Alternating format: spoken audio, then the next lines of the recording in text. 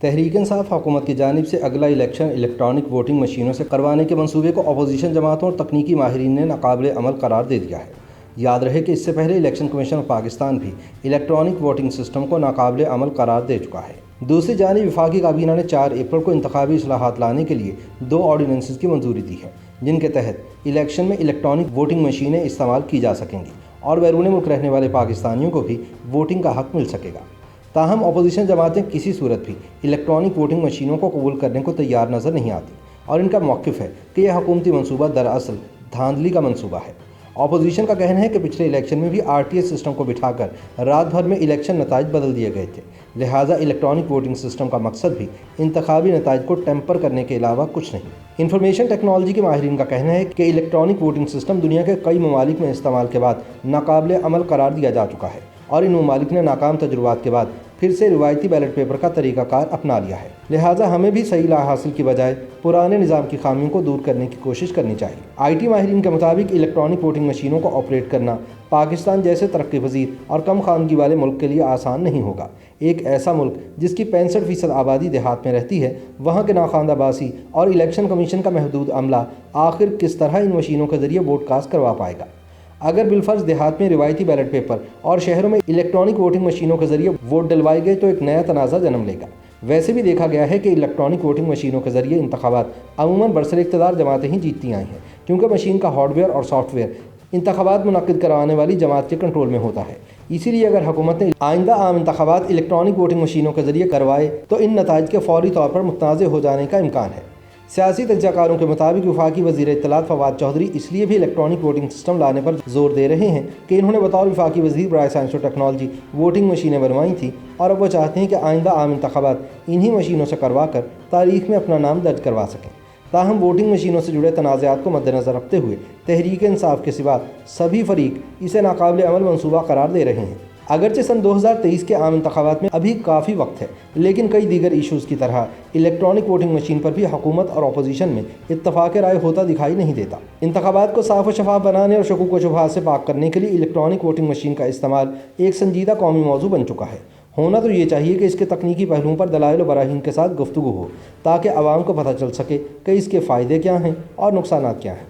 تاہم افسوس کی بات یہ ہے کہ میڈیا میں حکومت اور اپوزیشن کی جانب سے اس حوالے سے جو بیان بازی ہو رہی ہے اس میں سنجیدگی کم اور سیاسی کج بحثی کا عنصر زیادہ ہے۔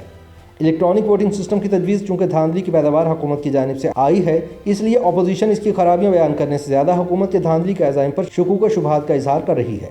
دوسری جانب حکومتی ترجمان اس سسٹم کی خوبیاں واضح کرنے سے زیادہ زور اپوزیشن کو ناسمجھ اور بدنیت ثابت کرنے پر لگا رہے ہیں۔ اس دوران قومی اسمبلی کی قائمہ کمیٹی برائے پارلیمانی امور کے اجلاس میں حکومت نے الیکٹرانک ووٹنگ مشین یا EVM کے استعمال کی تجویز منظور بھی کرا لی ہے۔ EVM متعارف کرانے کی تجویز انتخابی اصلاحات کے ایجنڈے کا حصہ ہے، جسے حکومت قانون سازی کے ذریعے نافذ کرنا چاہتی ہے اور وزیر اعظم نے اس مقصد کے لیے اپوزیشن کو مذاکرات کی دعوت دی ہے، جسے اپوزیشن نے فوری مسترد کر دیا ہے کیونکہ اسے حکومت کے کسی بھی کام یا اقدام پر بھروسہ نہیں ہے۔ مسلم لیگ نون کے مرکزی سیکریٹری جنرل احسن اقبال نے تو الیکٹرانک مشینوں کو دھاندلی کا ایک اور منصوبہ قرار دیا ہے اور کہا ہے کہ یہ مشینیں جن کی تحویل میں ہوں گی وہ نتائج آسانی سے تبدیل کر سکتے ہیں اور اسی لیے اس سسٹم کو دنیا کے مختلف ممالک میں تجربے کے بعد ختم کر دیا گیا ہے۔ قومی اسمبلی میں اپوزیشن لیڈر شہباز شریف کا بھی کہنا ہے کہ الیکٹرانک ووٹنگ کا نظام تمام دنیا نے مسترد کر دیا ہے اور پاکستان کا الیکشن کمیشن بھی اسے ناقابل عمل قرار دے چکا ہے۔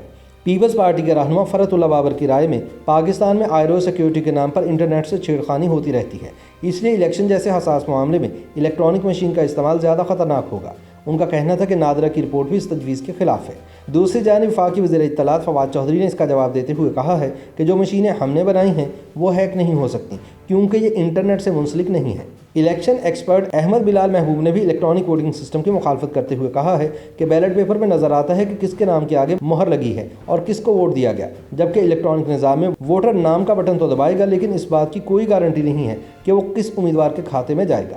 ان کا کہنا تھا کہ کسی حلقے میں دھاندلی کا الزام لگے تو دوبارہ گنتی کروا لی جاتی ہے، لیکن الیکٹرانک ووٹنگ سسٹم میں اس کی گنجائش موجود نہیں۔ ان کا کہنا تھا کہ اگر پورے ملک کے الیکشن نتائج کی پروگرامنگ کر دی جائے تو آپ بڑی آسانی سے اپنی مرضی کے نتیجے حاصل کر سکتے ہیں۔ ان کا کہنا تھا کہ EVM پر 100 ارب روپے سے زیادہ خرچ ہو رہے ہیں، لیکن اس کے نتیجے میں انتخابات کی شفافیت پر اعتماد بڑھنے کی بجائے کم ہونے کا اندیشہ زیادہ ہے۔